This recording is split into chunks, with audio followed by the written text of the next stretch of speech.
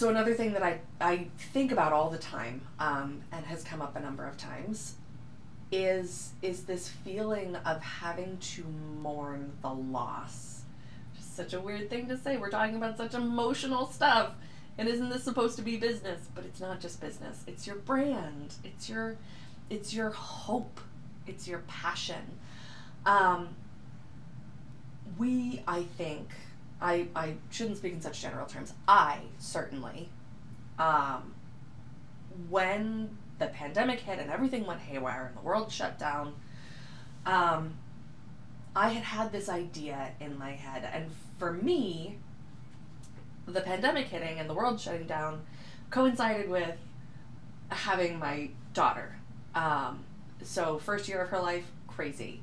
That year of my business, crazy. Everything was upside down. And I realized that this future that I had imagined for the growth of my brand, this whole future that I had planned out, not specifically, but, you know, I had ideas in my head of what I wanted to build. And that all fell apart. It fell apart, and it was the right thing for it to fall apart. I needed for it to fall apart because who I was becoming, it wasn't the right future for me. And if it was, it wouldn't have fallen apart. But I still needed to take the time to mourn the loss of the future that I anticipated having. That is a really hard thing to figure out because we don't think of our things as being inside of us. We don't think of our businesses as living inside of us. We think of them as being external, things on a piece of paper, things on a computer. It's not what it is. If you're an entrepreneur, that's not what it is.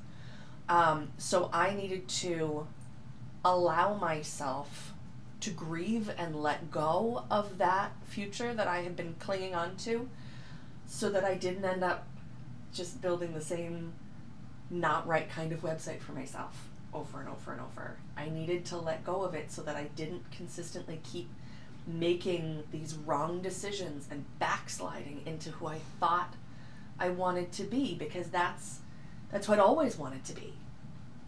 It's not who I want to be anymore.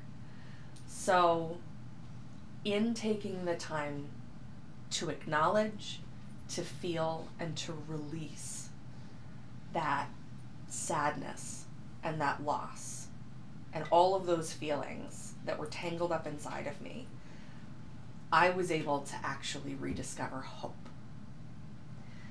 Because you can't feel that pure and driving hope that fuels a business owner to think that they can conquer the entire world.